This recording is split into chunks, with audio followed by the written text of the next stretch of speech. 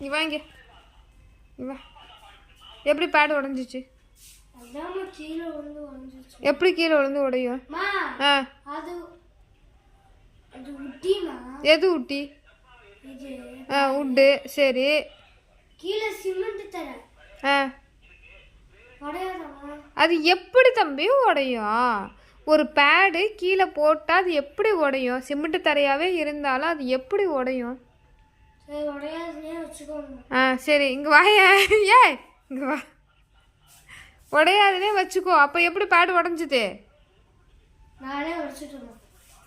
ஏய் ஏய் எவனை கூப்பிடுங்க. அது என்ன நானே உடைச்சிட்டேன். இப்போ வந்து எப்படி பேடு கேட்குற?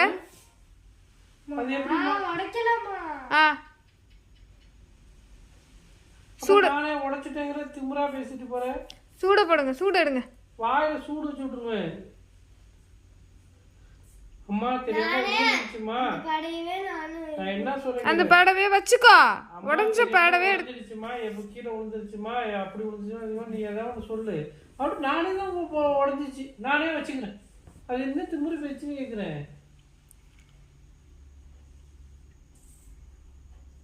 திமிரு பேச்சுனா பேசுற வேலை வச்சுக்க கூட. சரியா?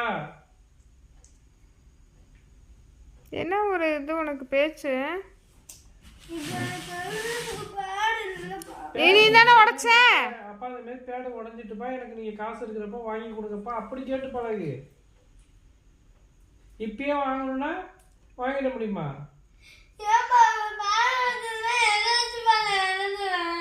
எழுதாத போ. சரி, எப்படி அந்த பேடு உடைஞ்சதுன்னு தான் நான் கேட்குறேன். கேலண்டர் அட்டை எடுத்துட்டு போய் எழுது. இந்த அட்டை இல்லை, அந்த அட்டை, சின்ன அட்டை, கேலண்டர் அட்டை. அப்படிதான் எழுதணும். போ. கேலண்டர் அட்டை கிளிப் இருக்கு, துணி காய போடுற கிளிப்பு. அந்த கிளிப்பை பேப்பர் இருக்கு, அதில் வச்சு மாட்டிட்டு தான் எழுதணும்.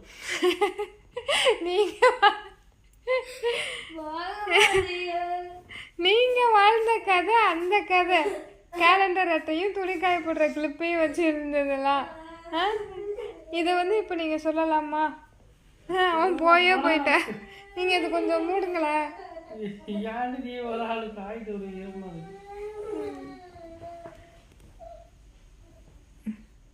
இதையும் எடுக்கிறேன். இதை எடுத்து என்னடி பண்ண போற? பொடி எடுத்துடுவான். டெய்லி விலாகுப்பா, டெய்லி விலாகு. நம்ம ஃபேமிலியில் என்ன நடக்குதோ அதை டெய்லியும் அவங்களுக்கு காட்டணும். நல்லா காட்டவா? அடே இங்க வா.